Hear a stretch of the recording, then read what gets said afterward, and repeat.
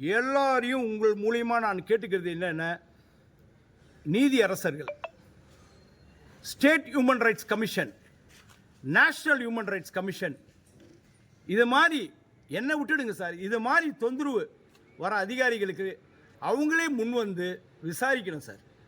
இதில் உண்மையை நீதியை நிலைநாட்டணும் சார். இதில் யார் பிரச்சனை பண்ணியிருக்காங்க, யார் தப்பு பண்ணியிருக்காங்க விசாரிக்கணும் சார். ஒருத்தர் இறந்து போன பிறகு ஸ்டேட் ஹியூமன் ரைட்ஸ் கமிஷன் வந்து விசாரிக்கிறது, நேஷனல் ஹியூமன் ரைட்ஸ் கமிஷனில் விசாரிக்கிறதுலாம் கூடாதுங்க சார். அவங்களே வரணும் சார். நான் ரொம்ப கஷ்டப்படுறேன் சார். மென்டல் அகனியில் இருக்கேன் சார், ஸ்ட்ரெஸ்ஸில் இருக்கேன் சார். போலீஸால் நான் பாதிக்கப்பட்டிருக்கேன், உயர் அதிகாரிகள் பாதிக்கப்பட்டிருக்கேன், பகிரங்கமாக குற்றச்சாட்டு சாட்டுறேன் சார். இவங்களாம் வந்து தயவு செய்து எனக்கு காப்பாற்றணும் சார். என்னுடைய உயிருக்கு த்ரெட் இருக்குங்க சார். எனக்கு போதுமான பாதுகாப்பு கொடுக்கணுங்க சார்.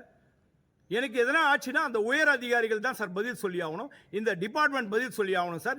அரசாங்கம் பதில் சொல்லி ஆகணும் சார்.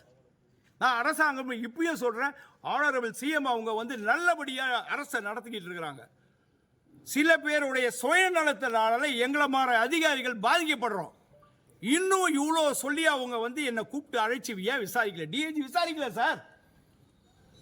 அப்புறம் எப்படி சார் நான் அவங்க கிட்ட போயிட்டு ஐயா நான் வந்து தாங்க பணம் வச்சுக்குங்க விசாரிங்க சொல்லி முடியாது சார். அவங்க விசாரிக்க மாட்டாங்க சார். விசாரிச்சா கூட சார் இன்னைக்கு சொல்கிறேன் சார், என் மேலே இப்போ குற்றச்சாட்டு இப்போ வைக்கிறாங்களேங்க சார் போலீஸ்லாம் வச்சு. It is all planned. இதெல்லாம் பிளான்டு. என்ன கொடுக்க போகிறாங்க நான் சொல்லிடுறேன்.